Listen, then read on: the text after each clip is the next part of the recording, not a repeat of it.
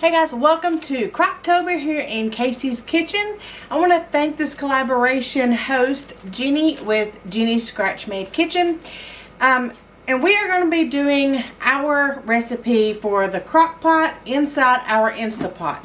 So most Instant Pots will do a slow cook method.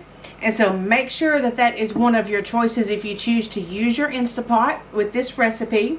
So we are going to be doing what a lot of people call a version of crack chicken.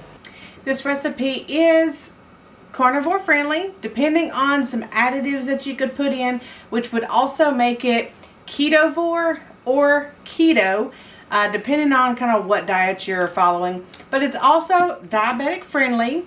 And if you have been around here for any length of time, you know that I have been going down a health journey to reverse my diabetes and to reverse my insulin resistance. And this is one of those recipes that has helped me successfully do that in the last 6 months. So this is really simple. We're just going to throw it all together, put it in the Instant Pot or crock pot. And what I'm going to do is I'm going to cook it on high for like 3 to 4 hours. Or you can do low for 6, 7, 8 hours, depending on how much time you have, if you're going to be around, if you're going to be gone. So, well, let's get right to it. You can use oil or you can use some kind of spray. I found this one recently that I'm going to use. It says keto blend, but of course it's just avocado and olive oil that has a buttery flavor to it. So I'm just going to use a little bit of this and spray in the bottom of the Instant Pot for the chicken, just a little bit. And then I have 2 large chicken breasts here. You need 2 pounds. This is like 1.95, so these are pretty good sized chicken breasts. We're just going to lay them in the bottom. And then you need 2 8-ounce packages of cream cheese. I'm not going to use 2 full blocks because I have one in a partial and I don't want to open up another one. I need to get the other one used up. So we are just going to open this up. And it has been frozen, and I do like that better because it gets crumbly. So that's 1, and then a partial. So I'll put this partial over there. And then we're going to add in a little bit of shredded cheese. Now I shred all of my cheese by hand. And I'm going to do a mixture of a little bit of pepper jack and some cheddar cheese, mild. You can use any cheese that you want. We're just going to put about a cup of the mixture of this cheese in our Instant Pot.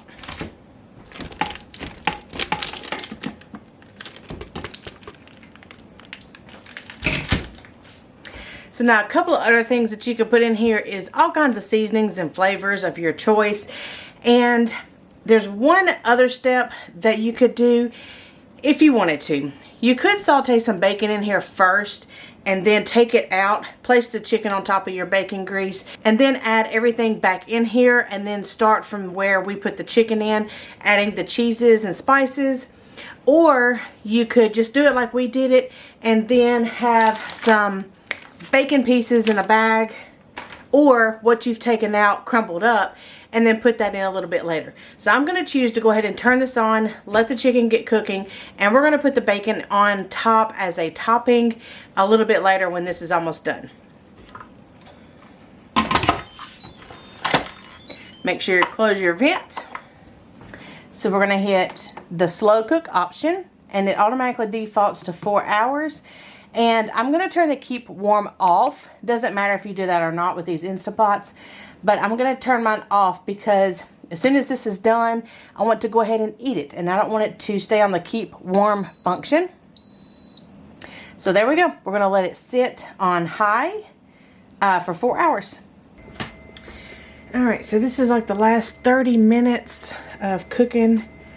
And I'm just going to shred up the chicken a little bit. You can also take a blender and do it. Just be careful. This stuff is hot. Don't let it splash up on you. I'm just going to pull it apart. Chicken is great. Looks good. And here's the cheese and stuff on the sides. So we're going to get all that mixed in. Make it all creamy.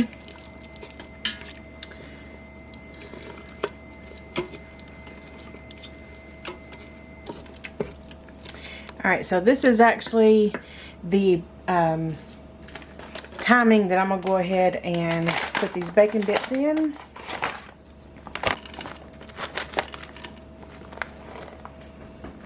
Alright.